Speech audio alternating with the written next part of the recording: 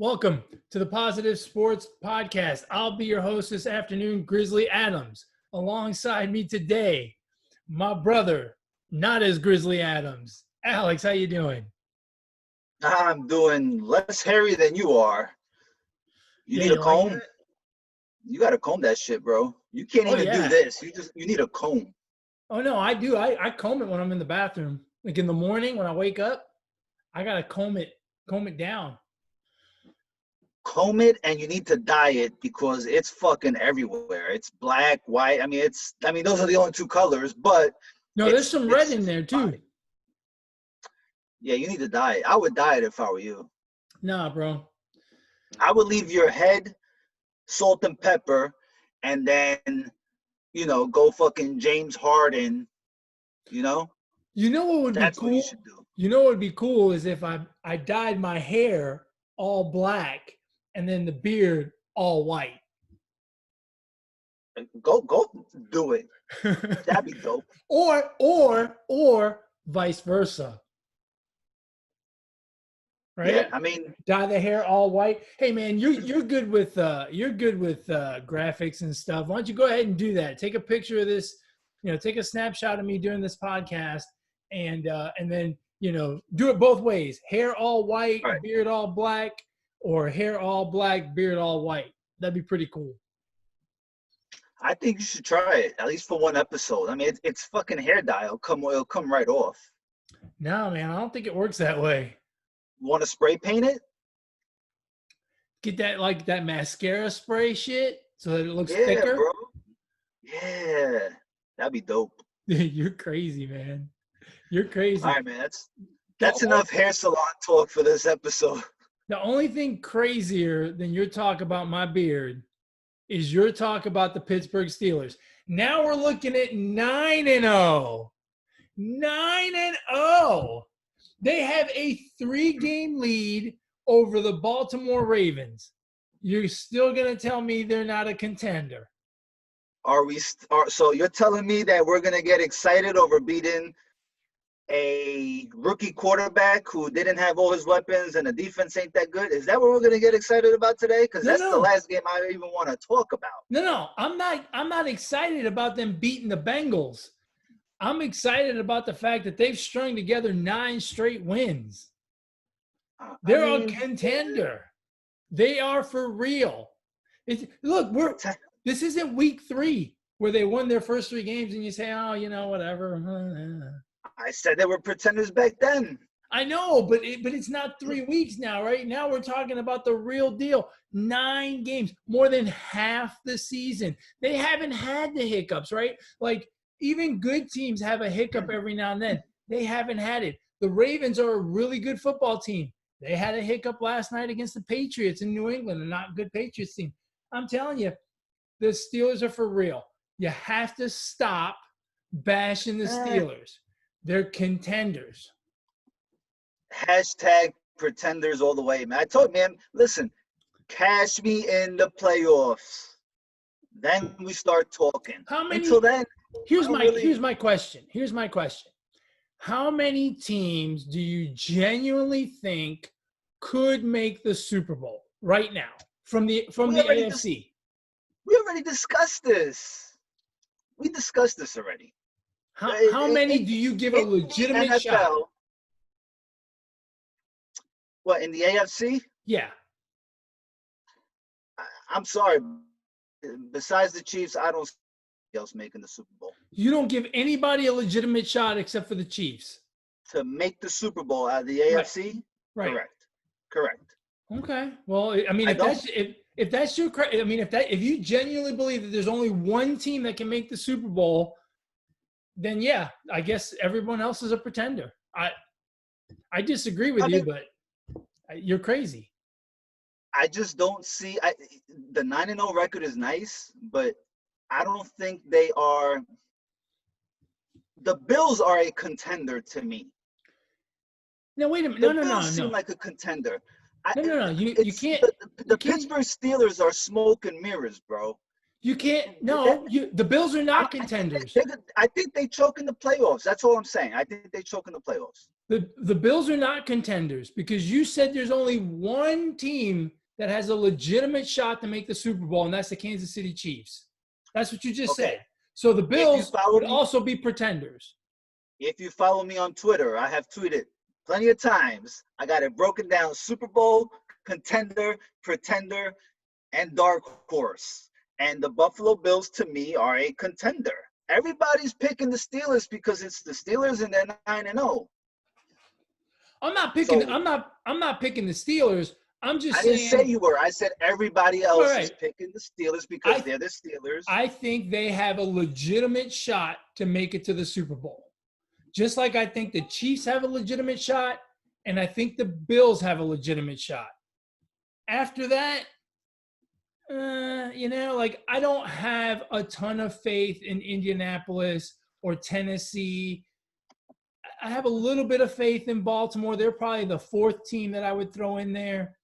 But that's about it, right? I don't trust the Raiders. I don't trust the Browns. I don't trust the Dolphins. I don't trust the Patriots at 4-5. I mean, I don't trust any of these other teams, right? Yeah, Ed, look. We may not trust some teams, but they're still pretty like the Miami Dolphins are playing really good football right now. Right. And that defense is like legit. Right. And I'm not saying they're gonna make the Super Bowl, but that is a team. Listen, bro, this is the fucking NFL. Any given Sunday, the fucking Giants beat the Eagles, who haven't beaten them in like years. Won yesterday. Right. This is. We can say that there's going to be teams that are not Super Bowl contenders, but there are teams that can bust a bracket and then just go on a fucking run and maybe not make the Super Bowl, but make the conference championship game. You know what I mean? But that's my point, right? The Chiefs, right, but a team like the Dolphins, you're not saying they're going to make the conference championship game, but that's a team that could possibly go on a run and make it. No, yeah, absolutely. But here's the difference between what I think is a contender to make the Super Bowl and not a contender. I think the Dolphins could score an upset and knock out the Steelers, right? It could happen. Of course it could happen. They could knock off the Ravens or they could knock off the Chiefs. But I don't expect them. I don't have any faith that Miami can win 2 games in the playoffs and make it to the Super Bowl. And actually, in their case, they'd have to win 3 games, right? Because they're not going to get the bye. So that's my point with the Steelers. The Steelers right now are sitting in a position where they only have to win 2 games. And I can see them winning 2 games. I can see them beating the Bills in Pittsburgh. I can see them beating the Chiefs in Pittsburgh. I can even see them going to Buffalo and winning or going to Kansas City and winning. I think they're that good of a football team. So to me, that's a legitimate contender, a team that I can see winning 2 or 3 football games to get to the Super Bowl. And so in that category, I put the Steelers, the Chiefs, the Ravens, and the Bills. And the Ravens and the Bills, to me, are tied for 3rd. But I think to me, 1 and 1A, the Steelers and the Chiefs. Look, I didn't believe in the Steelers when they were 3-0. But at 9-0, they've proven they can play week in and week out. They're a damn good football team. They're good on both sides of the ball. They can run the ball when they need to. They can throw the ball for offense. Again, if they stay healthy, man, that is a super tough out for anybody. Could it happen? Of course it could. But that doesn't change the fact that right now, I think they're a legitimate contender to make it to the Super Bowl out of the AFC. Yeah, the thing I keep in mind, too, with the NFL is it's a week-to-week league. Like the Ravens right now, like weeks ago, the Ravens were contenders. And right now, I don't think they make it far, bro. I don't think they have it in them. Lamar Jackson's been figured out. They don't have a running game. They've lost a starting tight end last night against the Patriots. That's a big deal. I mean, I understand they're 6-3, but I don't know. That's a team that I don't see going very far in the playoffs, and the Bills and Dolphins, I think, are good teams. I think they're good enough to beat the Ravens. The Raiders probably could beat the Ravens right now, maybe. Again, on any given Sunday, any team can win. I agree with you. But remember, when we're talking about a Super Bowl contender, can you see that team winning 2 and 3 games? Can you see them going on the road and winning after winning a tough game at home the week before? That's where I think that's where the difference for me comes in between contender and pretender. Obviously, Kansas City can go on the road and win. Kansas City can be at home and win. Kansas City can fall behind 24-3 and win, right? We've seen it. So to me, they're a contender. Indianapolis and Tennessee are too inconsistent for me to say, yeah, they're gonna win 3 games to get to the Super Bowl. Same thing with the Dolphins. The Dolphins are doing well now. The last couple of weeks they've played well. Their defense is playing well. But again, remember, you'd be putting your faith, you'd be calling a team with a rookie quarterback a contender. That means you would have faith in them to go 2 or 3 games and make it to the Super Bowl. And I just don't see that for them. I see them like I saw the Bills last year, a team that's going to make the playoffs, that has obviously taken a step forward, but they're still a year away and need some time to mature. I think we'll talk about Tua next year the way we talk about Josh Allen this year, right? He was your sleeper pick for MVP. He's certainly making his case. He's having a great season. And I think Tua is on that path, but not this year. The Dolphins are set up so fucking sweet because they're having a good season. They're 6-3, and they hold the fucking Texans draft pick for next season, and the Texans are like 2-7 or whatever the fuck their record are. Yeah. I mean, they are really set up, and Tua's playing well for a rookie. Yep. And don't forget, I'm excited about the Dolphins for next season. And don't forget, they're in a division where New England's got to do something, or that's 2 wins. The Jets are awful, so that's 2 wins. So they're in a relatively easy division. Yeah. So and if they get to play the NFC East next year, that's 4 more wins.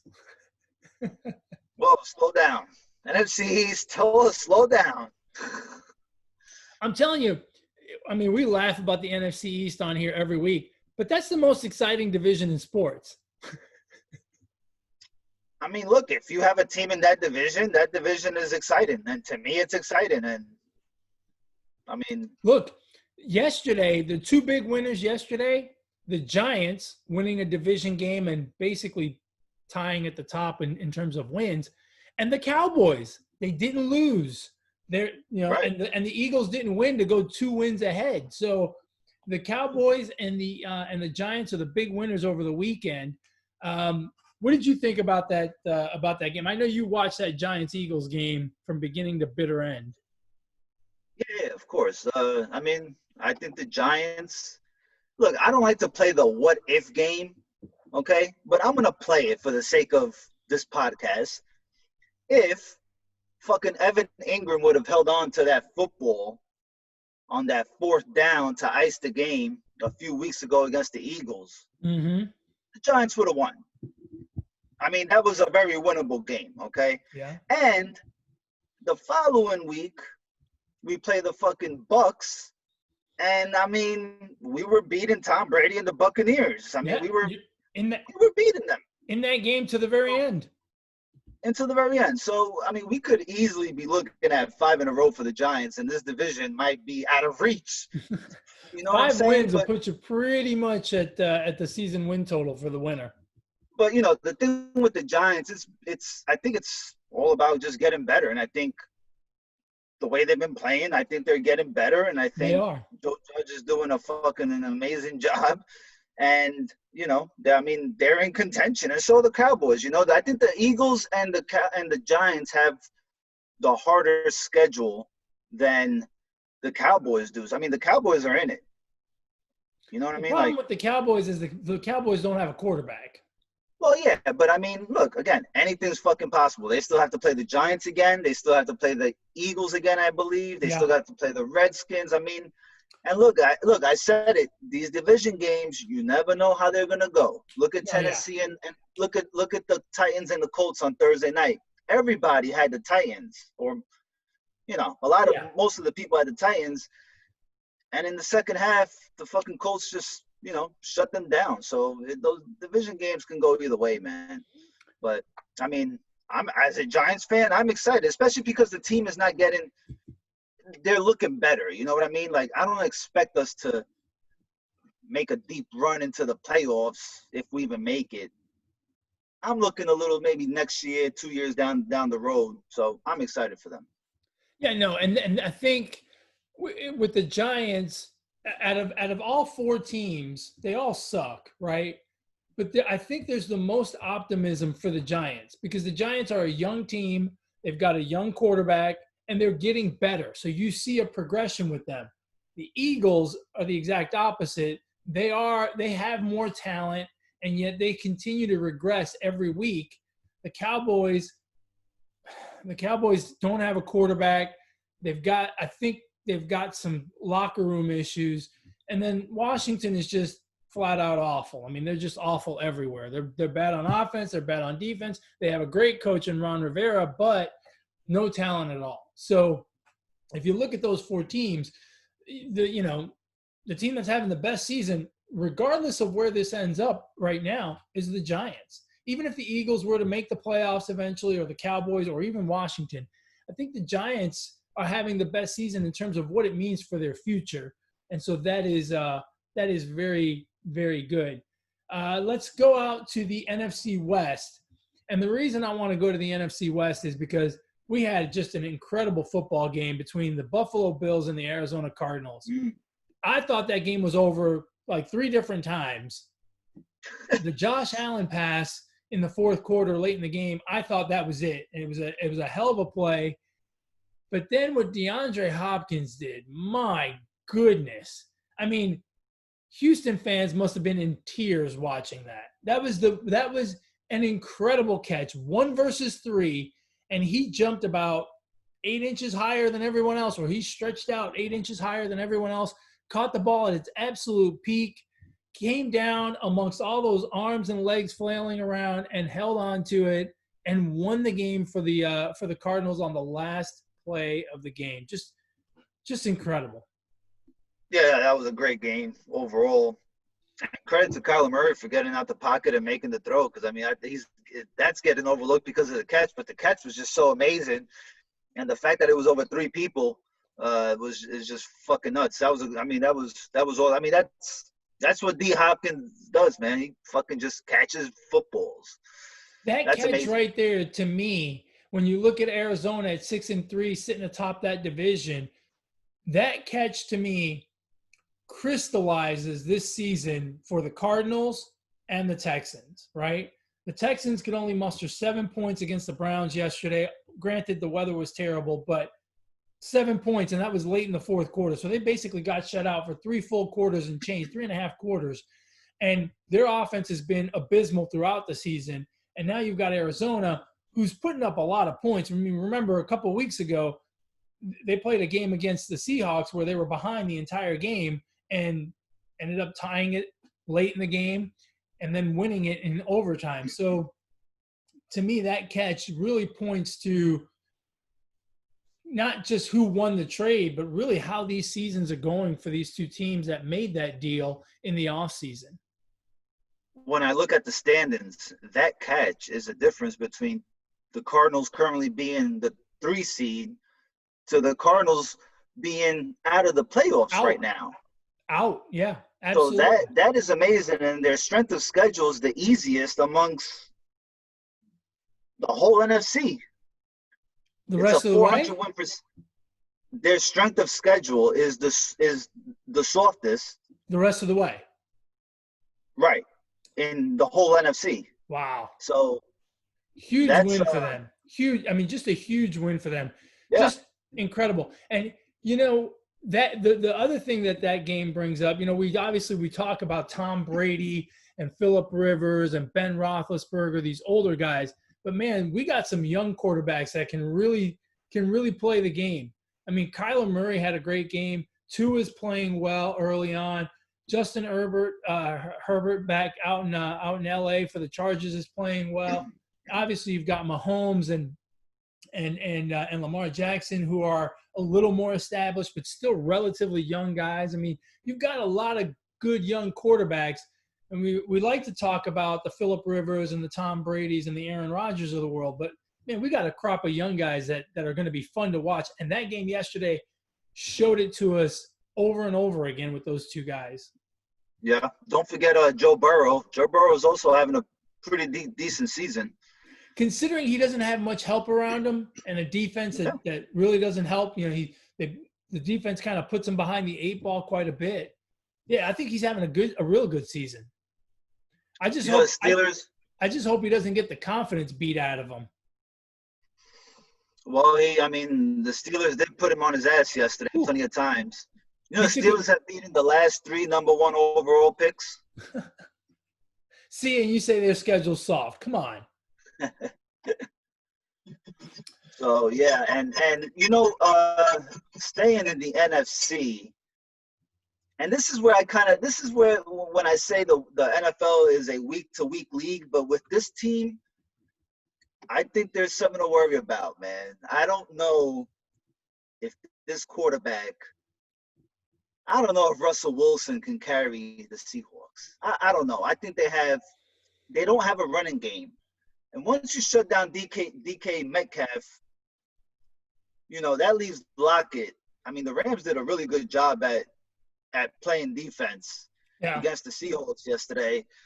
And their defense is not very good. So that's a team that kind of worries me going forward, to be honest with you. Look, Russell Wilson is an MVP caliber quarterback. But, I mean, if you get a pass rush in his face and he can't run the ball, I mean, it's tough. And that defense is doing him no favors because, again, he's got to go out and he has to feel like he has to score on every drive because his defense is doing zero.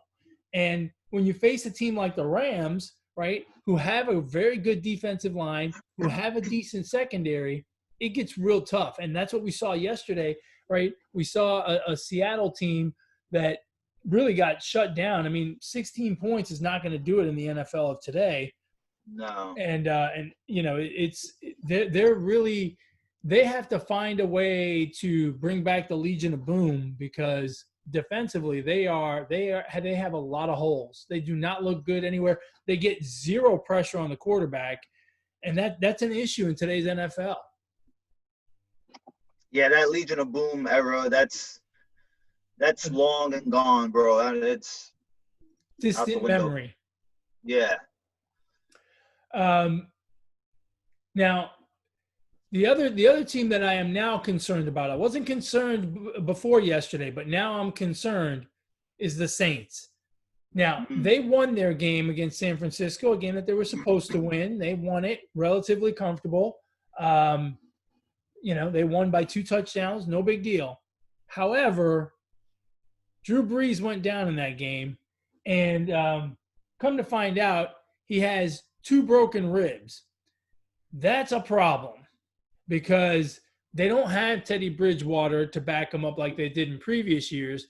They've got Jameis Winston, and Jameis Winston was bad in Tampa, and I think he's worse in New Orleans. That team and Taysom Hill he's not an every down quarterback. He's your little, come in, give it a wrinkle, blah blah blah quarterback.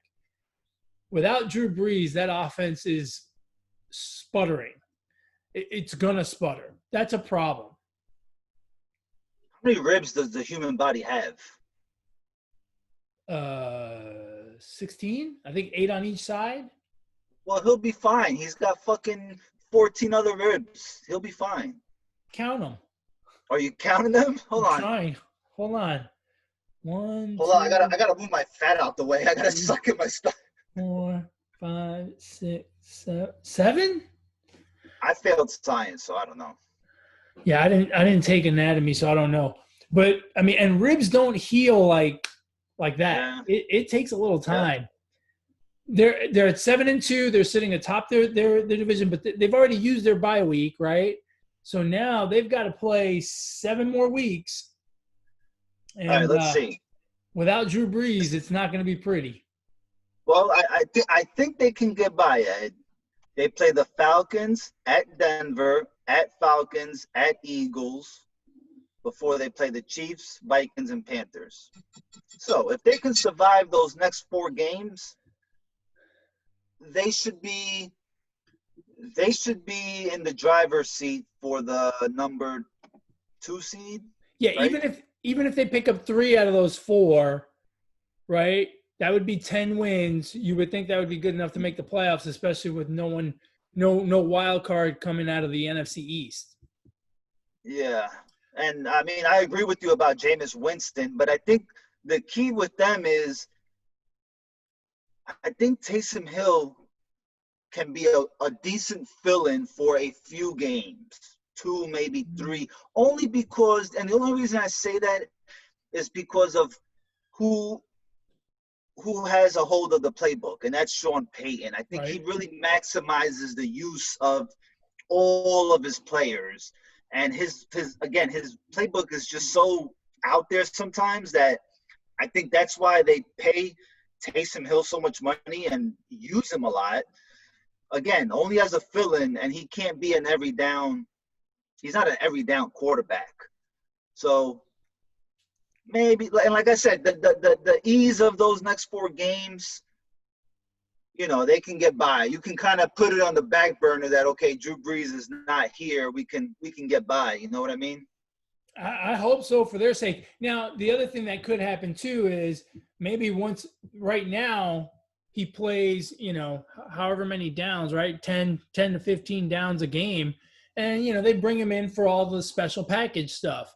When he's an every down quarterback and he's got to throw the ball, and you mix in those special plays, maybe he's a little bit better. But yeah, it's dicey because those last 3 games are going to be tough. Now, what I would do if I was the Saints is I would have Jameis Winston take an eye test before every single snap to make sure that his vision is good. I disagree. I think it's very easy with Jameis Winston. If you're at home and you're wearing black, you tell him you're on the road wearing white. I mean, that's true. I think Sean Payton's overthinking it.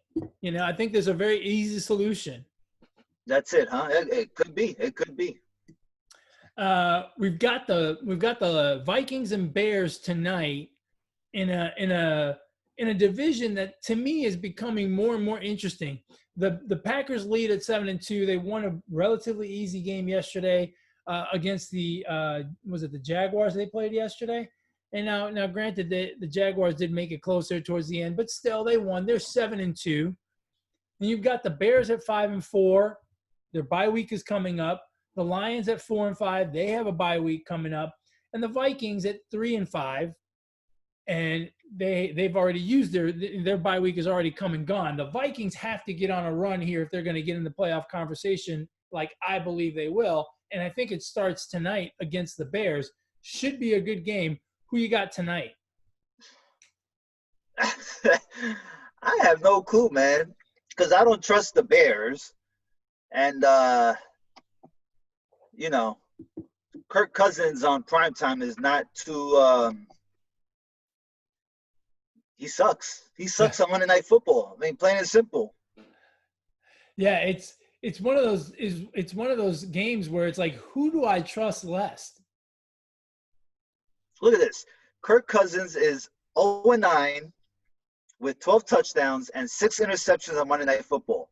That's not 2-3 career record versus the Bears. Both games he won against the Bears, he did it with the Washington football team. And he's lost his last 3 starts versus the Bears as a Viking. Sounds like the Vikings are going to win this one easily. I mean, I would lean Vikings because I think they have the better team. I just don't know if they have the better quarterback right now. They may not have the better quarterback, but I tell you what they do have that's better, Dalvin Cook. They've got the best running back on the field, and that guy has been running like a man possessed, and that is what I am hoping happens tonight so that my pick last week that the Vikings would make the playoffs comes true. They will definitely need this game. Absolutely. I mean, you got to have it because now all of a sudden you're behind the Lions and the Bears, pretty much. Pretty much at any point in your life, if you're behind the Lions, you can't talk about the playoffs. You have to talk about passing the Lions first. Then you can talk about the playoffs. If you're behind the Lions, you're not making the playoffs because the Lions aren't making the playoffs. Lions haven't made the playoffs since 1962. Barry Sanders. Yeah. Did they even make the playoffs with him? I think, 94. I think they lost. I can't remember if they beat or lost to the Eagles. I think they played the Eagles in the first round. I don't know. It's been forever. That franchise is awful. Oh no, actually, wait. The Lions made the playoffs a couple times in the 2000s against the Saints and the Cowboys. Now they lost both of those games, but they made the playoffs. It was a long time ago. Yeah, maybe that's what it is. Maybe they haven't won a playoff game since 1962. I don't know. Right. It's been a long time. I just don't put the Lions and playoffs in the same conversation. I put the Lions and Thanksgiving Day in the same conversation, but I don't put Lions and playoffs in the same conversation. Right. Yes. That is a good way of putting it. Hey, going back to the let's bounce back to the AFC. So I got two questions for you about the Browns. One, do you think they're for real? Two, how angry do you think people were that A, bet on the Browns minus 4.5, and B, had Nick Chubb on their fantasy team? I'm going to answer your second question first because I think it's more interesting than, talking about how good do we think the Bears are. But if I was in those shoes, if I had the fucking Browns and Nick Chubb on my fantasy squad and I lost by, 5.5 points, I would be really pissed off. I'm not even going to lie to you. Dude, when I saw that, the first thing I thought about was you. I think it was a couple of years ago. You had Alvin Kamara on Monday night, and you were like 0.4 points behind, and you lost by 0.3 points because Alvin Kamara, I think, had 2 yards on the ground, and that was it. And I remember, I don't play fantasy football because I'm a grown-ass man. So, I laughed at you for caring about fantasy football, and then B, I laughed at you for losing like that. I thought it was hilarious. And that was the first thing I thought about when I saw that. Yeah, I haven't forgiven Sean Payton yet. Maybe one day I will. But yeah, no, I would be pissed, bro. I mean, doesn't he have a touchdown incentive in his fucking contract? Like, come on, bro. That was hilarious. On top of that, the Texans don't have a timeout, okay? Right. So in his mind, let the time run out. Well, this idiot runs out of bounds to stop the fucking clock. Right. You still got to run a play. He should have turned down the 1 yard line, ran across the field until someone hit him, and he'd have fallen into the end zone. And then everybody would have been happy. That's right. Nah, I would have been mad, bro. I would have been mad. Absolutely. Wouldn't you be mad? Oh, I'd have been irate. I would have been irate. I'd have been like, that's unfucking believable. Texans fans had to be like, I'm surprised they didn't have a parade for Nick Chubb today. Texans fans that bet on that game were like, yeah. Yeah, I would have hopped on a flight to Cleveland and find out where Nick Chubb is staying and be like, bro, what the fuck are you doing? And the funny thing is, when he was running that down that sideline, because it was a long run, it was like a 60-yard run. He's running down, he is hauling ass, right? Yeah. No one is catching that guy. He's running it like, oh yeah, I'm gonna hit pay dirt, and then at the very last second, he dips out. He's like, nah. Cleveland minus 4.5 fans, or I should say bettors, were like, yes. Well, the same thing with the Bills and Cardinals game. That was a bad beat. If you took the Cardinals -3, because they went for a kneel down on the extra point. Oh yeah. Yeah, that's Yeah, and right. that's That's right. that spread was 3. I think it was, I saw it at 2.5 at one point, which would have pissed Yeah, people off even more, right? right, At exactly, least at exactly. 3, Because you're at like, least with okay, I'm gonna tie. right, But at two it's and a called a half, you're push, like, I'm Ed. gonna win. Huh? I said it's called a push. Yeah. Tie, push, whatever. But yeah, Uh, yeah, bad. That's so part of hey, gambling for you. back to my original question: are the Browns for real? They are at 6-3 right now. I believe they are in a playoff spot. Is that right? One, two, No, three, 4, 5.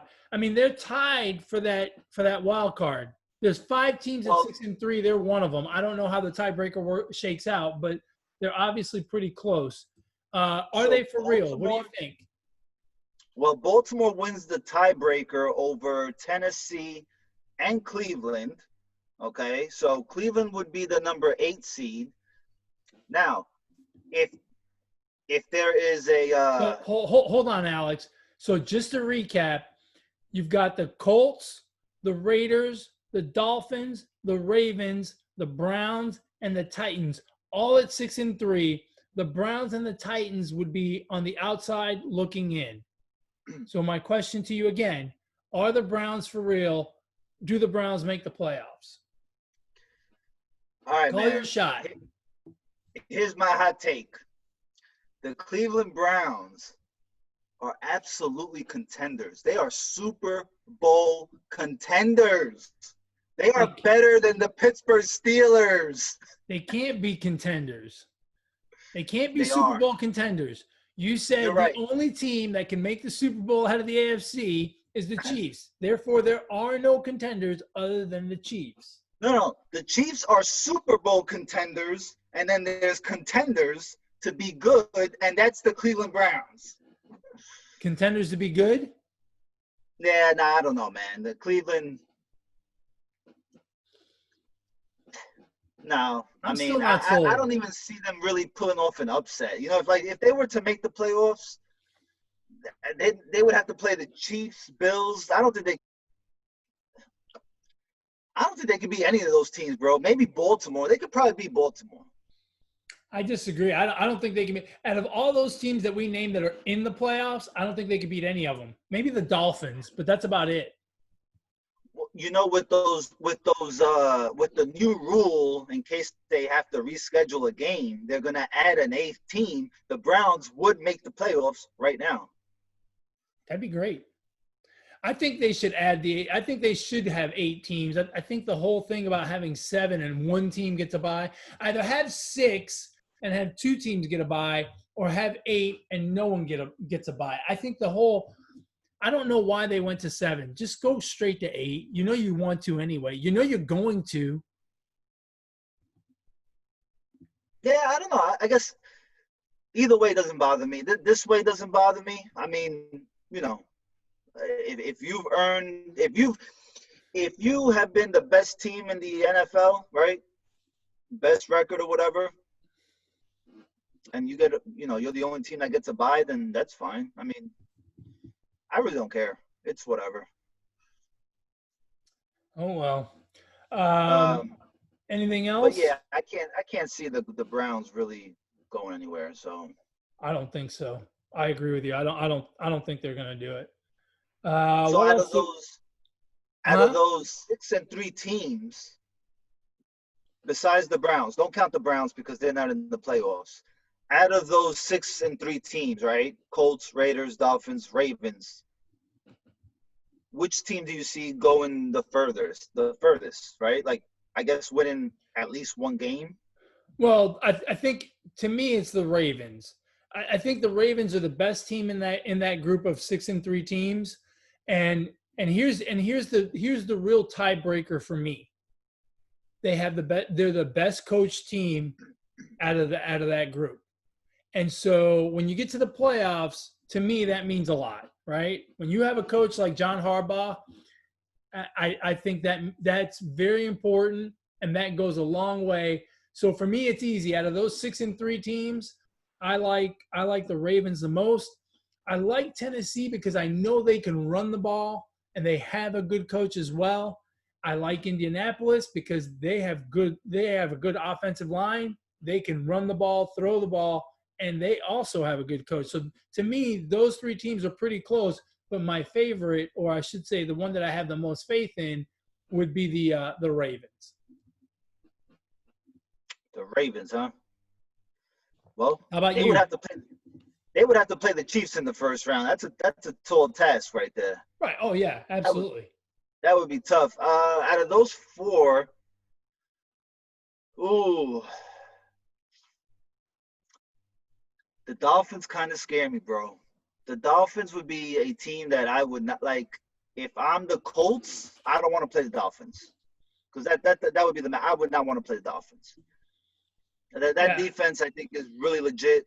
Brian Flores from the Belichick tree is is doing a heck of a job, man. I mean, that was they finished pretty decent last season in the second half, and yeah. So and here's the other thing you got to remember: they really are a team to look out for because their schedule: Jets, Bengals, then they have to play the Chiefs. That's a tough one. Patriots, which is winnable. Raiders, and then the Bills to finish off the season. So they get to build a little more momentum with the Broncos and Jets before they get into the tough part of their schedule. And, it'll be real interesting to see how they fare come December against the Chiefs. And the game against the Raiders could be basically a playoff game in week 15 or week 16. Yeah. Wow, anything can happen with those 6-3 teams because as easy as the schedule that you just ran off on the Dolphins, the Colts have the Packers, Titans again, then the Texans, and then the Raiders. So, wow, the AFC is going to be fun. There's a lot of good teams there, and unfortunately, two of them are going to be on the outside looking in. And don't blink because the Patriots are 4-5. And remember, they've gone through a lot of this COVID stuff, but now they're coming out on the other side of it. And they still have the Jets on their schedule. So, they may have some easy games in tow as well. The problem is they got to make up 2 games. But, I mean, they've got the Texans next week, then the Cardinals, which is a tough one. But then they've got the Chargers, the Rams, the Dolphins, the Bills, and they finish off with the Jets. So, they have a few easy games in there, but they have a few tough ones. But again, that's a team I think that's getting healthy.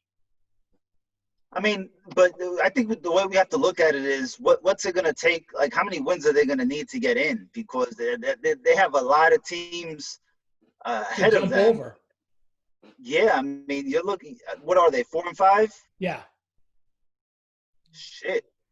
They may need to win 5. They may need to win 10 games. Yeah. Yeah, I mean, they pretty much have to go 6-1 the rest of the way. That's a tough road to hoe. Maybe 9-7, right? Finish 9-7. Maybe, because remember, those teams above them are going to play each other as well, and so they're going to beat each other up. The Raiders seem to play everyone in that group, so I think the Raiders have probably the toughest road. So let's say 9-7 sneaks them into the playoffs. They can beat the Texans, the Cardinals. Do they beat the Cardinals, the Patriots? That's Where's a that toss-up, game? huh? It's in New England. Yeah. I kind of like the Patriots. They could win that game. They should be able to beat the Chargers. That's 3-0 right there. At the Rams, I don't think they're beating the Rams. I think the Rams are. Yeah, not in L.A. And then they got to go to Miami after that. That's a game they could win. They beat Miami earlier in the season. That's the third game on a back-to-back. That's the third road game back-to-back. That's tough. Yeah, it's gonna be a tough road, but I think they're gonna be a tough out for people to get around. Like all those teams that have to play the Patriots, they're not going to want to see the Patriots at that point in the season because, again, I think that's a team that suffered with the COVID early on, and I think they're starting to get healthy, and that's gonna make them a tough out again. 1, 2. Let's see. win, 3, 4. Yeah, I think they get to 8 wins. 8-8. That's what I'm predicting for them. Yeah. Yeah, no, it'd be a bit of a miracle if they pulled it off. But again, they're not a bad football team. They've got a great coach. They're getting healthy. Strange things could happen. That's right. You never ever know. What else you got in the NFL? I guess are we done with the NFL? I don't know what else. No, I'm just wondering. Yeah, I'm just wondering if you had anything else that I think we've touched on just about everything. What do you think about these James Harden rumors to the Brooklyn Nets and possibly the Philadelphia 76ers? There is nothing in the NBA that would make me happier than James Harden to the Nets. As much as you troll Houston fans about James Harden, for him to end up on the Nets and you have to root for him, poetic justice. I would love it. I would love it. Yeah, I'm praying to God it doesn't happen because I just don't want to see it happen, and I really don't want to fucking root for the guy, and I'm probably not going to root for the guy. I don't want him on the Nets. I don't want him on the Nets. I don't want him on the Nets. I believe that, but if he ends up on the Nets, you're rooting for him. Yeah, I can't. Yeah, no, I can't. I don't know. That's going to be hard. Trust me, it's going to be hard. You're going to root for him just like you do root for Kyrie and Kevin Durant. You're going to root for him. Look, there's going to be a small part. There's going to be a small part of you that's going to be like, I hope Kyrie hits the winning shot and not James Harden. But when James Harden hits the winning shot, you're going to be like, yay, James Harden. When Kyrie Irving and or Kevin Durant hit the game-winning shot, I'm gonna be like, "Fuck yeah, that's KD." When James Harden hits it, I'm gonna be like, "I'm gonna be cheering for what's on front of the jersey, and that's for the Brooklyn Nets, and that's it." Yeah,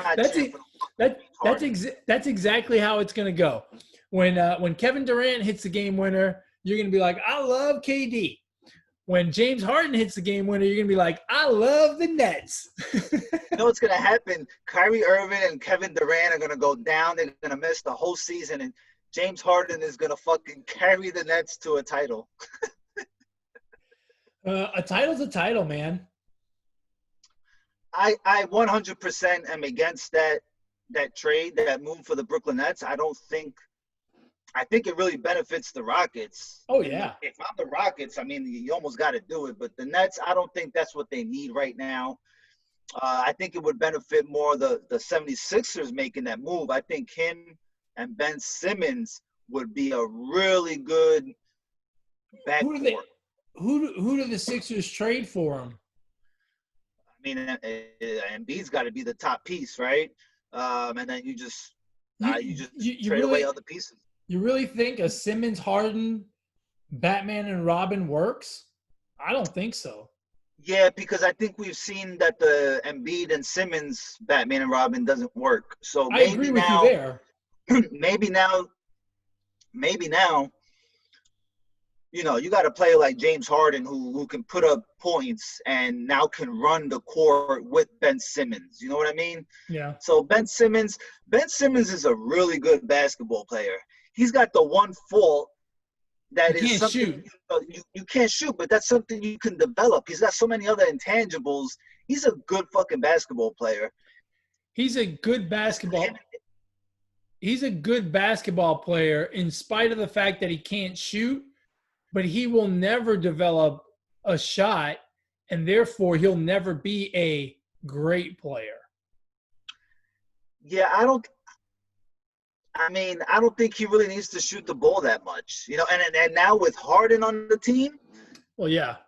You know, you need to shoot, you know, he doesn't need to shoot it at all. And you know, I think that would be a nice move. And the Sixers need to unload Al Horford's contract too, because he's making a shitload of jack. I think the Sixers can make some moves that can, you know, benefit Ben. Here's the thing. For the Nets, I think it's a terrible move. I barely think that Kyrie and KD can coexist because of the egos. If you throw another ego and another person who needs the basketball, I think you're going to have problems. I just don't think that will work in Brooklyn. I think it's a terrible idea for the Nets. And for the Sixers, I think the Sixers need to get rid of Simmons, not Embiid. But the problem is no one's going to want Simmons, not for what the Sixers are looking for. If Harden goes over there, if Harden goes over to the Sixers and they lose Embiid, the Sixers have just become the Rockets of the East. A good team that's just not gonna go far. Yeah. That's my opinion. Yeah, I don't know. You also got to remember, Doc Rivers is there, and he may not win an NBA final, but he finds a way to keep teams in the playoffs somehow. So, I think that could work out. I think Simmons is the keeper, bro. I think Simmons is the keeper. I just don't think he's going to be a great player. I mean, how many years has he been in the league now? 4? He might be going into his 4th. And he still can't shoot? I mean, isn't that kind of like an important thing for a basketball player? That's like saying a baseball player can't throw. What? Yeah, I mean, it's no different than Embiid being out for, 20-plus games a year. I mean, at least different, Simmons right? That's an injury issue, right? That's a different issue. But I mean, like, how can people talk about this guy being a key component of a basketball team and he can't shoot? And I'm not talking about he can't shoot 3-pointers. He can't even make mid-range jumpers. How does that happen? I agree with you, but that is something that he can develop and get better at. You know what I'm saying? Like, Alex, shooting. It's been 3 years, and he still hasn't gotten any better. Well, I mean, he actually shot a couple threes last season, so he's progressed, and he's made one. So it's a progression. If he plays another 80 years, he'll make one a game. Yeah, see, I mean, it's not so bad. Watch out, man. I think Ben Simmons is. I think he'll really develop in the coming years. Like next season. I think he'll really start to shoot the ball more and get comfortable doing so. So we'll see. I'm excited for the NBA because this is the time of the year where fucking rumors start flying, trades start happening. Chris Paul is now in fucking Phoenix with Booker and DeAndre Ayton. I think that's a pretty nice move for Phoenix. I mean, I don't know. That is a good move for them. It's not going to make them contend. I mean, they may be contenders. I don't know. But it's not going to make it an NBA Finals team. But, I mean, it definitely takes the load off Booker. So, yeah, I'm excited for the NBA. I think that is a good move for the Suns. Yeah. And, that's a very young team. Having that presence of Chris Paul, a proven leader, I think that'll help. That'll help the development of that team. Did you see all the picks that the Thunder got back or that they have stacked from now till 2026? How many? I don't know the exact number, but I think they have something like 17 first-round picks.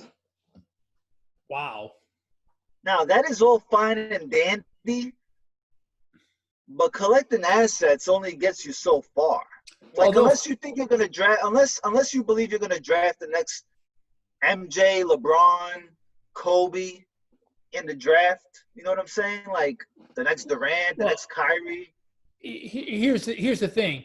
If they have if they have 15 first-round picks over the next 5 years, obviously at some point, I mean, they've got them spread out, right? So they could pick up a LeBron or an MJ type of player, right? If they see one. But also you can package that for a current asset, right? A real, I can't think of one off the top of my head, but a Giannis or whomever, right? So it's possible that I mean they're not gonna use all those picks. Not Yeah, in the probably. draft. They're gonna package it and get something else for it at some point. There's no way they're gonna draft that many first rounders. That would be insane. Imagine Yeah, though if there's they no way. did a full Actually, roster of first round picks. now that you mention Giannis, I wonder if the fucking Thunder try to package up some picks and say, maybe just pick up just to see, test the waters, right, with the Bucks and see what they do. I mean, I don't see why not. It's worth it. And actually, I think that would be a perfect place for Giannis because those fans, I mean, they fucking loved Kevin Durant and Russell Westbrook and Paul George. You know what I'm saying? Like, it's not a bad place to go. It's not a bad place to play. The problem is it doesn't have a good reputation, right? It's not like Miami or LA or Boston for some reason. So who knows? Who knows? All right, man. You ready to wrap this up? Let's wrap it up. All righty. As always, folks, if you want to reach out to us and talk football or basketball or baseball or any of the sports, or you want to talk about hair color, whatever, you can email the show, positivesports10@gmail.com, positivesports10@gmail.com. If they want to get a hold of you, Alex, how do they do that? On Twitter at Brooklyn Gaucho 1. And you can reach me on Twitter as well at eMontana21. With that, we've come to the end of another wonderful episode of the Positive Sports Podcast. Thank you, as always, for listening, watching, however it is that you choose to consume this podcast. I hope everyone has a great week. We're barreling down towards Thanksgiving. Please stay safe out there. And as always, folks, ignore the negativity. Be the positivity. Peace.